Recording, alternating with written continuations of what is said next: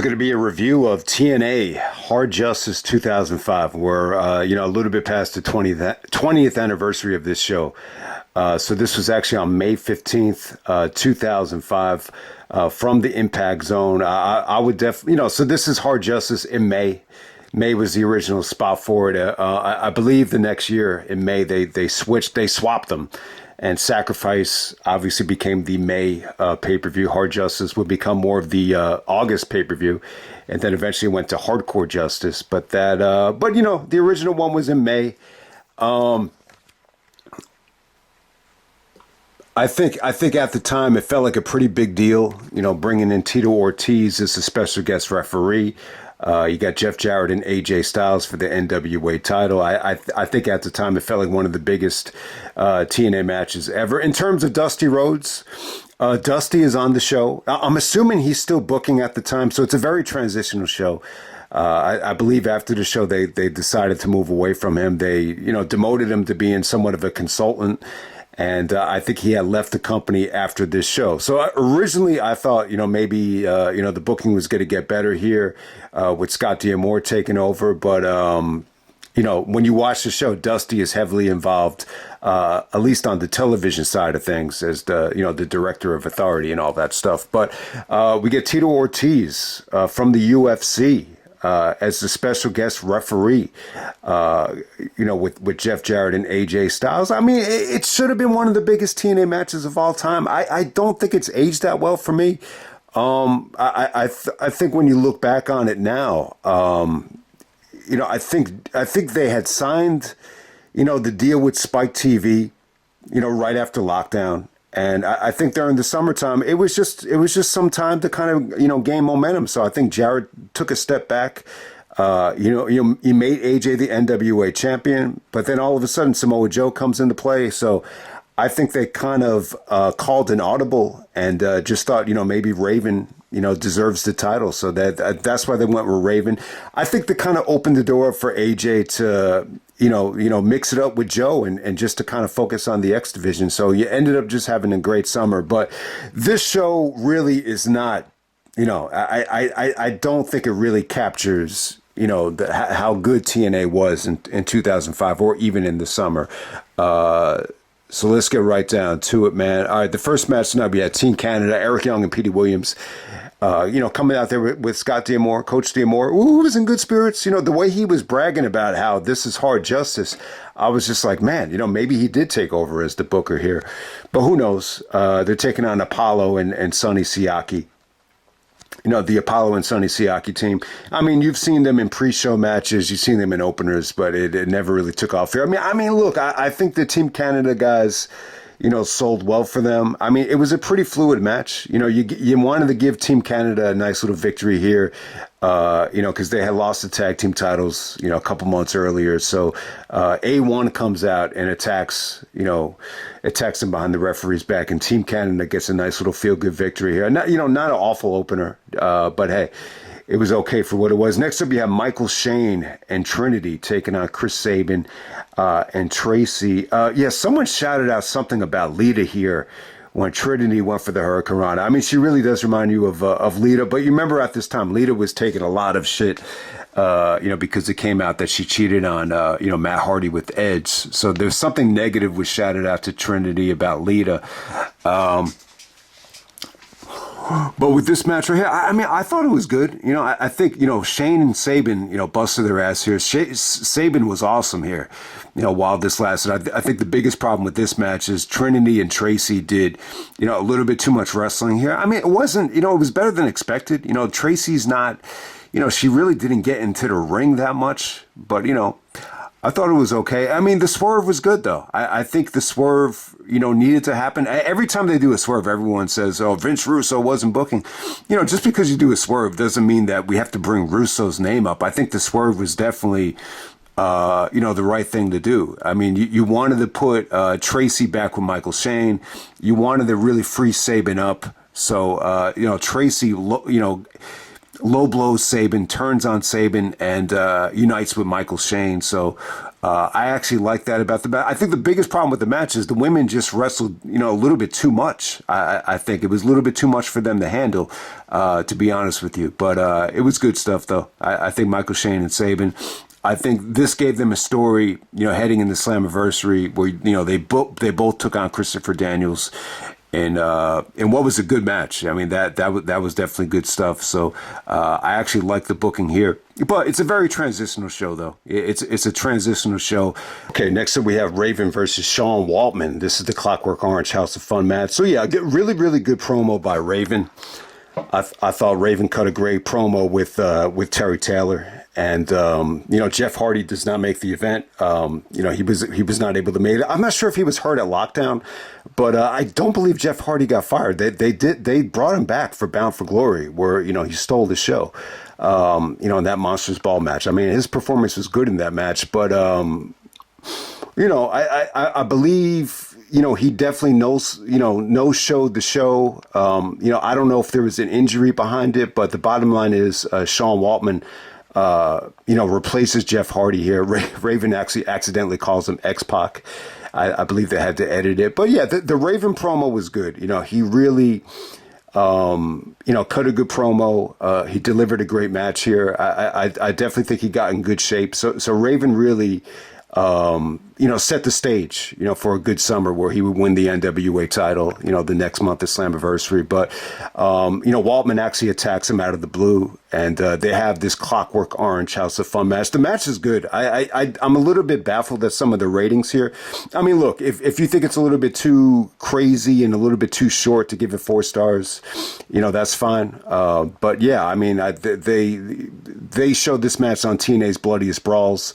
That DVD compilation. I've always been a big fan of it. I didn't really realize until now that Waltman was a substitute here. So there's really, I think that's the biggest problem. There's really not a lot of story. There's not a lot of build up here. And, anytime you do this kind of weird match, you definitely want to have a story going into it. I believe Punk and Raven actually had a Clockwork match, but, that story was so,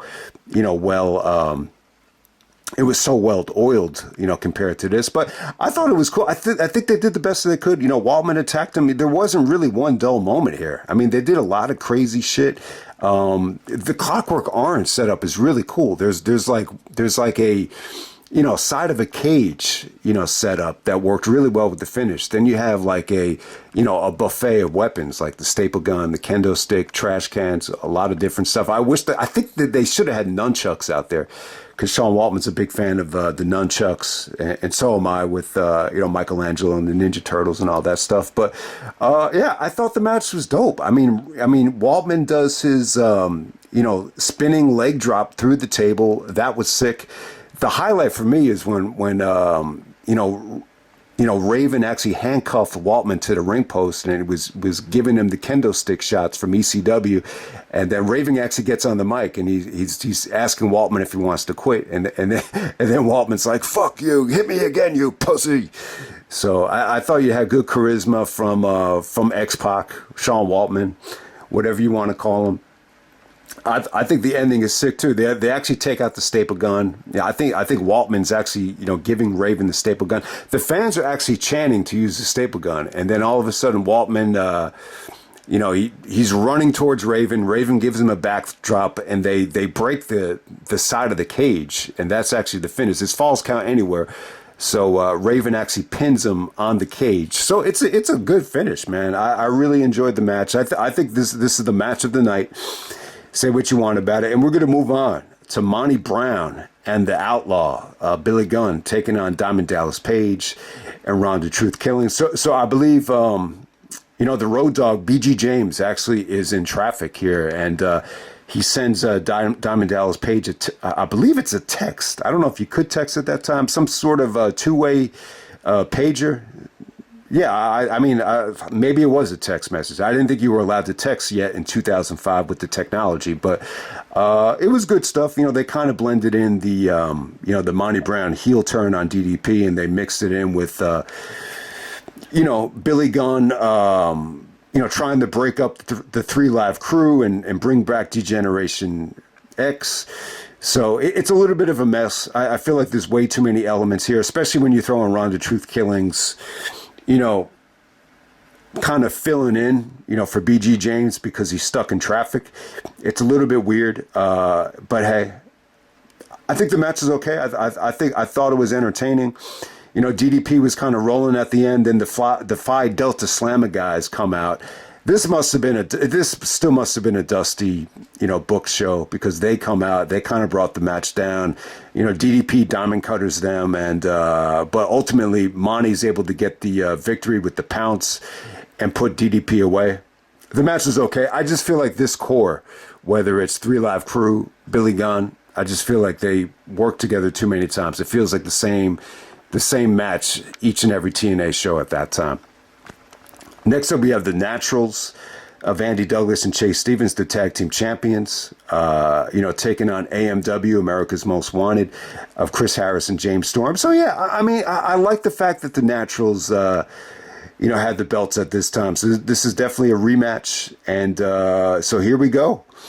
We get the Naturals and AMW. I think this is when the tag division was getting hot. I mean, you definitely, and when you mix it in with Team Canada, you definitely had a lot of depth here. So at the beginning of the show, they actually do a 10-belt salute to Chris Candido. Chris Candido died, after lockdown. I think it's important to bring that up. They pay tribute to Candido with the finish, with the foot on the rope. It's not really like a great finish, but they were able to get away with it here because a lot of the fans in the Impact Zone, they're planted. And obviously, since they're there for every TNA show, they're knowledgeable. They're in tune to some of the storylines. So, definitely, I think the finish worked. I didn't even realize it that Candido's signature finish is like a foot on the rope type of thing. But yeah, I just think it's important for everybody to learn about the lockdown situation. So if you remember back at lockdown in the opener, Candido, I think he actually breaks his ankle. And then he has to get it's like a compound fracture with the ankle. And he broke it in like 3 different places, a couple different places. And then he had to get surgery. So I think the important thing to learn is anytime you get surgery, you do not want to be on a flight, especially like right after the surgery. So, he's from the East Coast. He's from like the Jersey area. As we know that Sonny's from that area as well. So, that's what you learn. That's just a no-no. And I believe he ended up getting I think it was a blood clot. I think it is. I think that is a recipe to get a blood clot when you get surgery and then you get on a flight. And when you're thinking about Damian Lillard's situation with the calf, maybe that had something to do with it as well. All this flying. And then getting, some of the injuries, mixing the injuries with being in the air, a recipe for disaster. So I just wanted to bring that up. But yeah, the match is good though. The match is good. I think AMW and the Naturals, this was an athletic match. I mean, they busted their asses here. I mean, there was great breakups. Them trying to stay away from the finishers. The guillotine leg drop finish was broken up. The Naturals actually used that Eminem snapshot finish. AMW dudes actually speared that to break that up. I think it was Chase Stevens. He actually took like an avalanche, quadruple, gut wrench suplex off the top rope from actually James Storm. I mean, that was really an incredible bump. I don't think that gets talked about enough. I mean, that was cool. And then, the ending, they stay away from that guillotine leg drop finish. And I believe it's Chase Stevens. He actually pins, James Storm and gets the foot on the rope to pay tribute to Chris Candido. So, yeah, this is definitely up there. I would definitely say this is the second best match of the night, possibly. The funny thing is, it's not really that great of a show. It's probably one of the weaker TNA shows of 2005. But honestly, I could say this. I could say that you could really argue match of the night, being 4 ways. You really could. I mean, I'm going to go with the Raven match as match of the night, but you could definitely argue a lot of different ways. Next we have Christopher Daniels versus Shocker from CMLL, the Luchador. For the X Division title. I think it was a good match.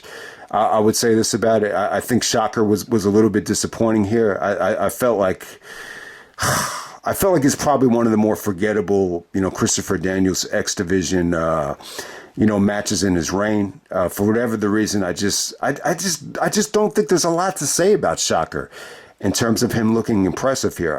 I think he looked a little bit old here. I think he looked a little bit, past his prime. I'm trying to say to myself, what was the big deal about Shocker to actually put him in this spot, other than he did the McDonald's commercial? I tried to look up the McDonald's commercial on YouTube. I couldn't find it. But apparently he did a McDonald's commercial. He was a big-time lucha libre wrestler.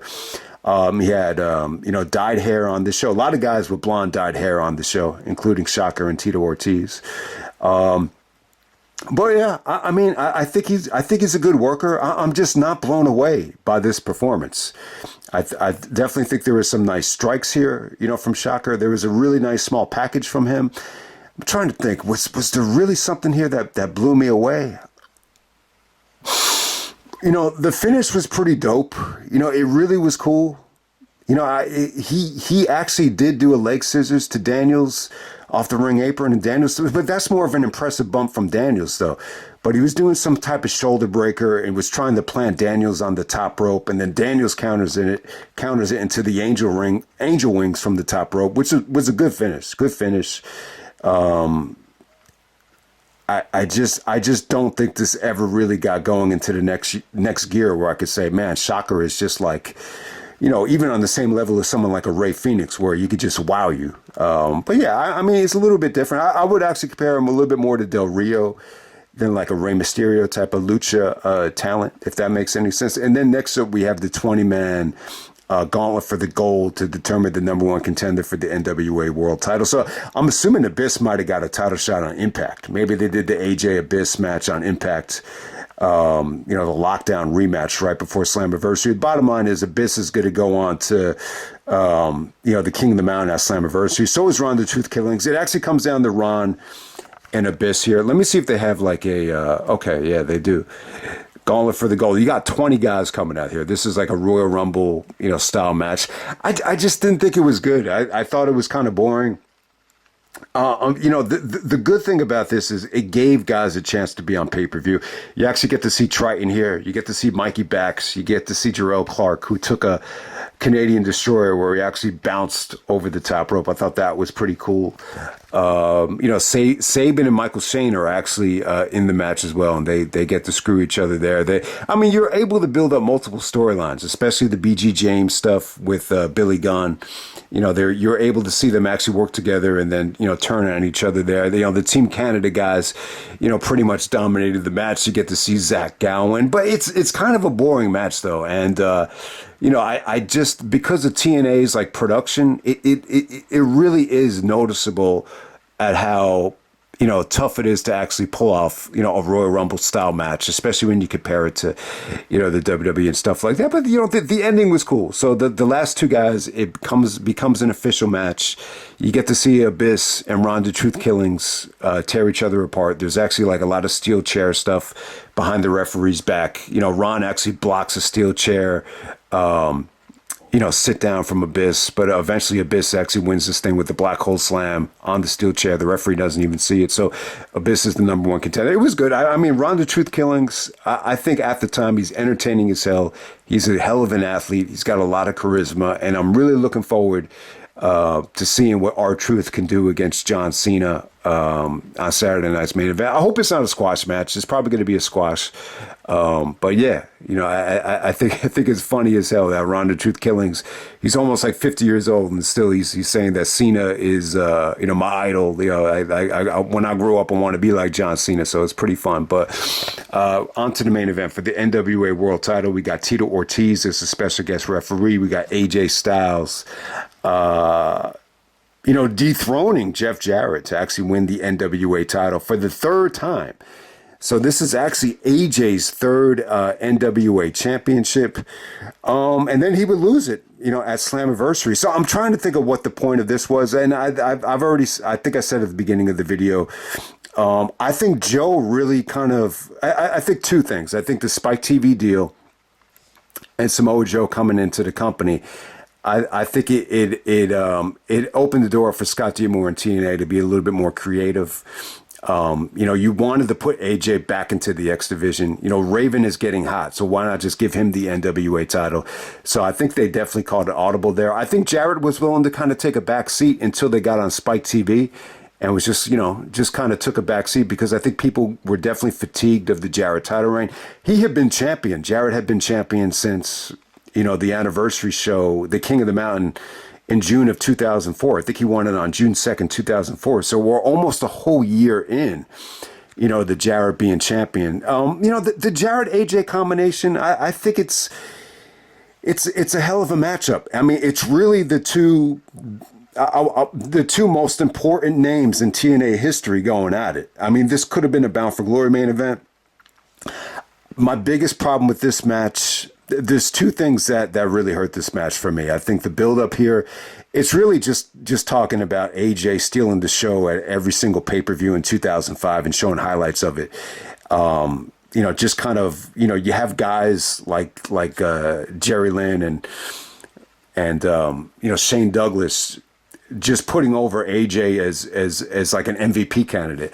And Jarrett is basically just talking about how he's never going to lose the title. There's really not a lot of beef. There's not a lot of back and forth between AJ and Jarrett, like on the mic. And I think that could have been great. But for whatever reason, it doesn't seem like they did any of that. So I think that held it back as well. And Jarrett's the other thing here.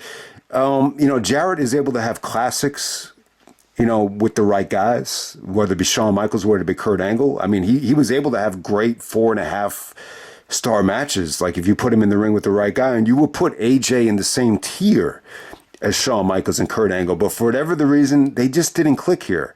People have said that they've had other matches that were better than this, maybe in the early TNA days. I don't know if they were that much better than this, but there was something off about this match, especially from Jarrett's end. I just thought some of his selling here was just a little bit just off. I don't know if he was selling too quickly. There's a couple of times, like when he's selling for AJ's Pele, or when he's selling for AJ's, I want to say the lariat. There might have been even some of the inverted DDTs. I just thought some of the timing was just off here. I don't know what it was. Tito Ortiz is okay. I mean, look, he's a UFC legend. He's a bit, I don't know if he's like the best fighter ever, but he's definitely one of the biggest attractions I think the UFC has had. I think, Jarrett has always stated time and time again, it's always a great decision to, use the UFC or use, celebrities to try to elevate the TNA brand. So I think they've always had a good, relationship with the Ultimate Fighting thing, especially with Spike TV. I think it only got better as time went on. So bringing in Tito was not the problem here. It kind of made for a unique situation because, Tito wasn't going to let Jarrett, overstep his boundaries, and he was going to kind of keep him in check. So if you've been watching a lot of the TNA pay-per-views up to this point, you say to yourself, wow, like, that's the selling point. How is Jarrett going to really weasel his way out of this match? And, they had the backup referee. They had the spot where Jarrett hit AJ with the low blow in the balls. But Tito, didn't give in. He took away the other referee. He got into it with AJ too, because he took away the other referee. So AJ was like, what the hell are you doing? But then he gets into it with Jarrett as well. And then eventually he just punches Jarrett because Jarrett just, he just overreacted, and then AJ hits the spiral tap, to get the victory here. I mean, it was an okay match. I think it was okay. I think it was a good moment, for AJ, especially the spiral tap finish. It's definitely memorable, but I can't say that like it's, AJ's best moment or the best moment in TNA history. I think TNA put this as number 7 in the best 50 TNA moments. I think the only thing that I really was impressed by with this match was the spiral tap, and then, the stuff with the guitar was really cool as well. I know Jarrett, was always using the guitar in all of his matches, and, Tito was trying to keep Jarrett away from using the guitar, and AJ takes the guitar and just smashes it, and then Jarrett has a look of like fear, like how am I going to get this done now? So, but hey, to me, whenever you see AJ and Jarrett, the matches don't really resonate with me. It's more of the relationship. I remember, I don't really remember much about Jarrett's Hall of Fame speech, but I remember when Jarrett was inducted into the Hall of Fame. I think AJ inducted him. And I don't remember much about it. The only thing I really remember is the look that AJ gave Jarrett. Like it was a beautiful like exchange, because it really felt like AJ was very happy for Jarrett. And in a lot of ways, AJ owes Jarrett a lot, for putting as much effort into AJ with TNA, and AJ became the face of TNA. They both helped each other out a lot. To be honest with you, but just the look that AJ gave Jarrett at the Hall of Fame, where it was very reminiscent of the look that Kobe gave Phil, like just a look of gratitude, like the kind of look where it's basically saying to him, like, I couldn't have done this without you. You deserve it. So that's what I love more than anything about the AJ and Jarrett, relationship, so to say. Not exactly this match. This match didn't really hit the mark for me, but the Tito Ortiz thing was definitely dope. I think he did a good job. It definitely had some star presence behind it, but I'll just anytime I see Tito Ortiz, though, I'm going to think of Jenna Jameson, the woman that he married. I'll just say this. I think anytime you marry an adult film star, I just think you're asking for trouble. I mean, look, I get it. She's arguably one of the hottest women, maybe one of the biggest stars ever. So in some ways, it's a hell of an accomplishment. And but hey, anytime you deal with adult film stars, or you're always gonna it's always going to be connected to either cheating or drugs. And it's sad to say, but a lot of the adult film stars are drugs is just a part of the industry. It's as simple as that. Man, that's Hard Justice 2005. I would definitely say it's a solid show, but it's not. It's probably, I would say, it's probably one of the weaker TNA pay-per-views of 2005, and that's pretty much it, guys. With the TNA shows of 2005. Eventually, I'm not exactly sure when. Definitely in the summertime, we'll do a big WWE TNA ROH end of the year 2005 video. I think it should be really interesting, especially with the MVP candidates. Now that it's hitting me now, I think the MVP list should be really, really dope. There'll be like a top 25 shows, top 25 matches with all the companies combined. AJ Styles, NWA champion for the third time. It's kind of weird here. I wanted to say this too about AJ. I think, him winning the NWA title, that many times, before they really, got on, television, like Spike TV. Spike TV penetrated. It was in a better time spot than Fox Sports. So I think maybe AJ probably was a little bit too decorated, maybe before, TNA really took off. And I think it was a little bit tough. I think it was a little bit tough to kind of make AJ's, big victories feel special. So I think that's one of the things going against it. But on the positive side, it's just amazing how many titles AJ has won, whether it be the X Division title, the NWA title, the WWE title. Obviously TNA champion, IWGP champion. The only championship that AJ has never won is the ROH title. And when I look back on it now, I wish AJ had been ROH champion, when he left TNA. I think when he was IWGP champion, I think he should have been ROH champion as well. I know he was more of a part-timer in ROH at that time, but I think that would have been huge for Ring of Honor. To have AJ as champion. I think that would have helped a little bit when you look back on it. But I